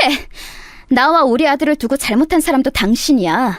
그러니 내가 죽어도 전현이랑 혼인신고하는 꼴은 못 봐. 살면서 한 번도 저에게는 보여주지 않았던 남편의 지선이를 향한 살갑고도 저에 대한 가혹한 행동에 저는 두 손을 들고 순순히 그 집을 나올 수밖에 없었습니다. 남편에게 힘으로 붙들려 그 집을 나오면서 저는 눈이 퉁퉁 붓도록 울었습니다. 남편을 믿고 살아온 날들이 너무 억울했고 남편이 한없이 미워서 견딜 수가 없었습니다. 저는 그 집에서 쫓겨나오면서 남편이 무슨 짓을 하든지 절대 이혼만은 동의하지 않겠다고 다시 한번 결심했습니다. 집에 돌아와서 저는 아들을 불러놓고 그날 낮에 남편에게 당한 일을 전부 말해주고 울면서 아들을 끌어안았습니다. 아들, 이제 너한테 아버지는 없는 거야. 난 절대 네 아버지랑 이혼은 하지 않을 거지만 아버진 다시 이 집을 찾아오지 않을 거야. 미안하다, 엄마 때문에. 괜찮아, 엄마. 나 그 사람이 아버지라는 걸 실감 못하고 살았어. 있던 없던 별로 나한테는 상관없어. 그것보다 난 엄마만 옆에 있으면 돼. 이런 일이 있다고 실망하지 말고 우리 둘이서라도 잘 살아가면 돼요, 엄마. 아들은 제 말을 듣고는 오히려 저를 위로해주는 것이 아니겠어요? 언제 이만큼 컸는지 그 애가 너무 든든하고 의지가 되는 것이었습니다. 그 후로 저는 아들과 강북에서 강남으로 이사를 갔고 남편이 줄기차게 보내는 전화, 문자와 내용 증명 등을 싹 무시하기로 마음먹었습니다. 그렇게 남편은 제 안에서 가슴 한쪽에 상처로 남아있는 사람이 되었습니다. 잊으려고 노력했어도 잊혀지지 않고 그렇다고 완전히 무시해버릴 수도 없는 딱 그런 무게의 사람이 되었습니다. 그렇게 세월은 흘렀고 10년 전에 저는 남편의 부고장을 받았습니다. 남편은 저를 버리고 두 집 살림을 했었던 그 지선이란 여자와 나란히 집에서 극단적 선택을 했다고 그의 부모님이 말하더군요. 남편의 어머니는 그제서야 저에게 미안했는지 전화를 해서 제게 사과를 하시더라고요. 미안하다. 그 지선이란 여자를 믿는 게 아니었어. 내가 너한테 못할 짓을 많이 했다. 미안하다. 우리 영호가 그 지선이란 요망한 것을 만나지 않고 너랑 잘 살게 놔뒀어야 하는 건데. 아니요, 어머니, 됐어요. 저는 남편이 저와 아들을 버리고 그 여자를 선택한 것만 후회했으면 더 바랄 게 없습니다. 어머니까지 제게 사과하실 필요 없으세요. 그럼 잘 지내세요. 그 사람이 죽었으니 이제 더 이상 만날 일도 없겠네요. 그렇게 말하고 제가 전화를 끊으려고 한 순간 어머니는 저에게 터져나오듯 마지막 진실을 말씀하셨습니다. 잠깐만! 그 애가 죽기 전까지 가지고 있던 일기장을 너한테 유품으로 남겼어. 그러니 그 애의 마지막 유언이라 생각하고 그걸 가져가주면 안 될까? 비참하게 죽어갔던 그 애의 마지막 소원이었어. 그러니 꼭 빠른 시일 내로 대전집으로 와서 이 일기장 가져가렴. 아니요, 저 그 물건 안 받겠습니다. 그 사람이 남긴 건 뭐가 됐든 이제 제게 의미가 없어요. 남편의 유품은 어떻게 처리하든 어머니 마음대로 하세요. 저는 이 말을 끝으로 어머니의 전화를 끊었습니다. 비록 별거하며 남처럼 살았지만 남편의 죽음은 제게 큰 충격이었습니다. 남편을 사랑한 시절이 있었기에 그 때문에 눈물을 흘렸지만 시어머니 앞에서는 애써 덤덤한 척했습니다. 별거를 10년째 하고 있는 남편의 죽음으로 제가 슬퍼하고 있다는 것을 알리기도 싫었고 제가 마음 약해진 틈을 타서 사별한 남편의 가족으로서 저와 제 아들과 어떻게든 연결되려는 시어머니의 속셈이 보였기 때문이었습니다. 그 후에도 남편의 어머니는 제게 몇 번 전화를 더 했었지만 저는 그 전화를 받지 않았고 제 냉정한 태도에 지친 것인지 그 뒤로는 제게 연락 한 번도 하지 않으셨습니다. 남편의 부고 소식을 들은 지 며칠 후 저에게는 소포가 하나 왔습니다. 작은 상자 안에는 시어머니가 보낸 것 같은 남편의 일기장이 들어있었지만 그 당시에는 아직 남편을 용서할 수 없었기에 저는 그 내용을 보지도 않고 벽장 속 깊은 곳에 처박아 두었습니다. 그렇게 남편을 보내고 그 사실을 잊어버릴 만큼 평온했던 일상이 하루하루 흘러가던 어느 날 저에게 모르는 번호로 전화가 온 것이었습니다. 저는 처음엔 스팸 전화인 줄 알고 전화를 받지 않았는데 같은 번호로 여러 번 전화가 오자 무슨 급한 사정이 있나 하고 전화를 받아보았습니다. 여보세요? 누구신데 몇 번씩 전화를 하세요? 안녕하세요. 저는 경찰입니다. 다름이 아니라 길에서 어떤 할머니가 자동차 사고로 돌아가셨는데 가족이 없으셔서 전화드렸습니다. 그분 핸드폰에서 단축번호 1번이 아주머니로 되어 있으시더라고요. 그게 무슨 말씀이세요? 저는 아는 사람 중에 할머니가 없는데요. 그 할머니 혼자 사시던 분이셨다는데요. 수소문을 해봐도 시신을 인도하러 오는 가족이 없어서 아주머니께 실례를 무릅쓰고 연락드렸어요. 혹시 아주머니가 할머니와 무슨 관계이신지 알 수 있을까요? 제 친정어머니는 작년에 암으로 돌아가셨거든요. 그래서 제가 아는 할머니 또래의 여자는 없었는데 그 경찰은 일단 그쪽으로 내려와 보라면서 대전에 제 남편 본가 근처의 주소를 불러주는 것이었습니다. 그제야 제 시어머니가 생각난 저는 부랴부랴 경찰에 알려준 주소로 향했습니다. 할머니가 혼자서 밖으로 나오셨다가 변을 당하신 것 같았습니다. 할머니의 신원 확인을 해보니 아들은 10년 전에 돌아가시고 아주머니가 며느리로 되어 있으시던데 맞습니까? 네, 맞습니다. 제가 며느리예요. 연락 주셔서 감사합니다. 제가 어머니 시신 인도하고 장례식 잘 치러드리겠습니다. 저는 경황이 없이 경찰에서 진술을 하고 시어머니가 안치된 병원 영안실로 갔습니다. 남편의 아버님은 남편이 죽은 지 몇 년 후에 암으로 돌아가셨다고 하더라고요. 어머니는 그 후 혼자서 살고 계셨는데 치매에 걸리신 후에도 돌봐주는 가족이 없어서 길거리에서 변을 당하셨다고 그 지역 사회봉사자가 말했습니다. 그의 말을 듣고 저는 아들에게 전화를 했습니다. 이런 때에 저도 온전히 의지할 사람은 제 아들밖에 없었습니다. 어찌됐든 제 아들은 영호 씨의 핏줄이고 시어머니에겐 하나밖에 없는 손자니까요. 아들, 너 어렸을 때 대전에서 살았을 때 우리랑 같이 살던 친할머니 있지? 그분이 돌아가셨다고 연락이 왔어. 네가 그분 손자이니까 상주 노릇을 해야 할 것 같구나. 엄마 혼자서 장례 치르기는 힘들고 그러니 바로 내려와 주렴. 네, 그 할머니 생각하면 엄마 괴롭히고 못된 말만 하셨던 분이었지만 그래도 돌아가셨다니 슬프네요. 지금 바로 내려갈게요. 저는 아들을 기다리며 어머니의 장례 준비를 했습니다. 아들도 어렸을 때는 그렇게 무서웠던 할머니였지만 돌아가셨다고 하니 슬퍼하며 상주로서 든든히 장례식장을 지켜주었습니다. 그렇게 사흘 동안 조촐한 장례를 치르고 서울집으로 올라온 저는 그 작은 소포에 담긴 일기장이 갑자기 생각났습니다. 언젠가 어머니께서 제게 얘기했던 남편이 남긴 유품이 확실해 보였습니다. 저는 급히 벽장을 뒤져서 남편이 남긴 낡은 일기장을 찾아냈고 한 장 한 장 넘겨가며 읽어보았습니다. 그러다가 저는 눈이 튀어나올 만큼 놀랐습니다. 그 일기장에는 지선이란 여자가 다른 남자와 바람이 났고 그것을 알게 된 남편이 괴로워하다 결국 두 사람이 나란히 세상을 등지게 된 사건의 전말이 들어있었습니다. 남편은 매일 일기를 꼼꼼히 남기지는 않았지만 일기장의 처음 부분에는 상간녀 지선이와 행복하게 살았다는 내용이 묘사되어 있었습니다. 그 부분을 읽으면서 저는 분노로 새삼스레 주먹을 불끈 쥐었습니다. 지선이를 옹호하며 저를 때려서 내쫓던 남편의 마지막 모습이 생생하게 다시 기억이 났기 때문이었습니다. 그러다가 일기장의 내용이 점점 부정적인 말들로 변해간 것은 남편이 죽기 1년 전쯤, 즉 지금으로부터 11년 전이었습니다.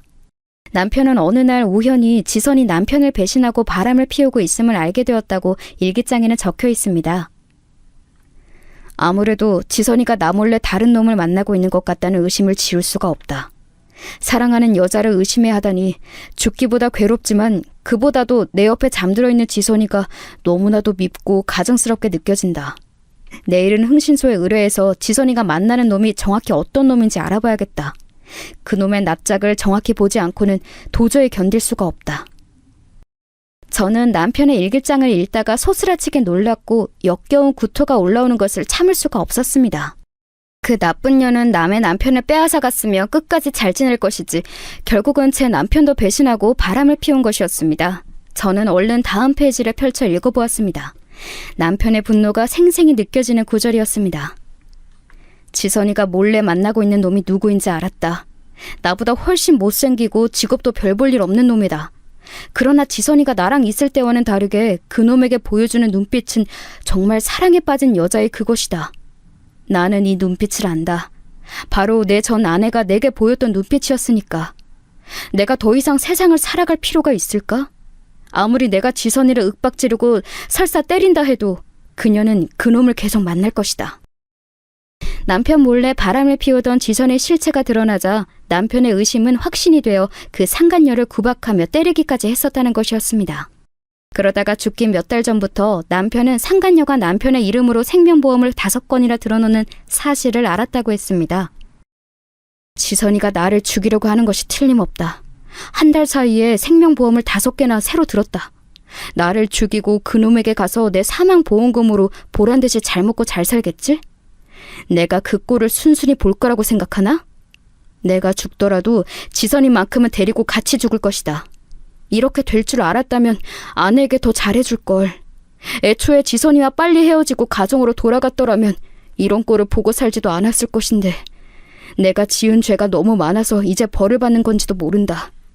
아내를 배신하고 바람이 난 나는 벌을 받아 마땅한 놈이지만 죄 없는 내 아내와 하나뿐인 아들을 위해서 나는 내 재산을 모두 처분해서 내 본가의 뒷산에 묻어둔다.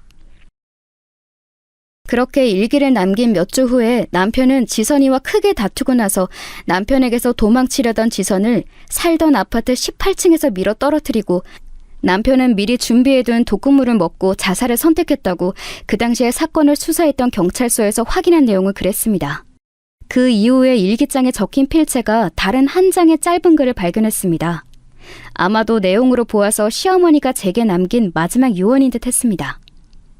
아가야, 같이 살고 있을 때에 너에게 아가라고 불러본 적이 한 번도 없는 것 같구나. 미안하다. 네 남편은 그 지선이란 년이 죽인 거나 마찬가지야. 그녀는 바람을 피운 걸로도 모자라서 내 아들을 죽이고 거액의 보험금을 타려고 했던 모양이지만 내 아들이 지선이의 교활한 계획을 눈치채고 선수를 쳤던 것 같구나. 나 역시 사건의 전말은 이 일기장을 읽은 정도밖에 알 길이 없으니 내 아들과 그 바람난 년 중 누가 먼저 죽었는지 알 길은 없구나. 그 보험금은 나에게 돌아왔단다. 하지만 내가 이제 더 길게 살아봐야 10년이겠지. 아들을 죽여서 얻은 이 돈을 나는 쓸 수도 없고 쓰고 싶지도 않단다. 나는 그것을 집 뒷산의 항아리에 묻어놓았어. 그러니 만약 내가 죽으면 네가 이 돈을 찾아서 내 손주를 위해 써주기를 바란다. 세상에, 저는 눈물을 흘릴 수밖에 없었습니다. 10년 전 그날 어머니가 제게 하고 싶었던 말은 바로 이것이었나 봅니다.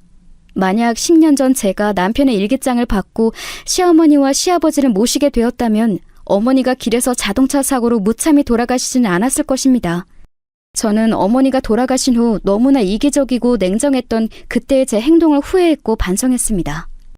다음날 저는 대전으로 다시 내려가 시덕 뒤에 있는 작은 야산에 올랐습니다.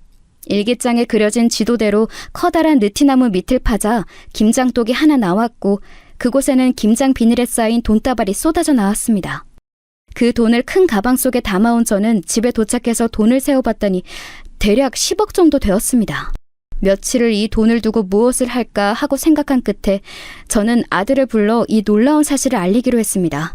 제 부름에 제 방에 온 아들은 돈이 가득 든 가방을 보고 헉! 하고 숨을 몰아쉬었습니다.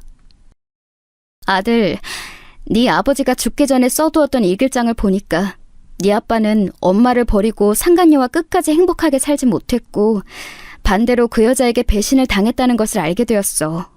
그리고 아버지는 아마 그 바람남 여자와 함께 세상을 떠나기로 마음먹은 모양이야.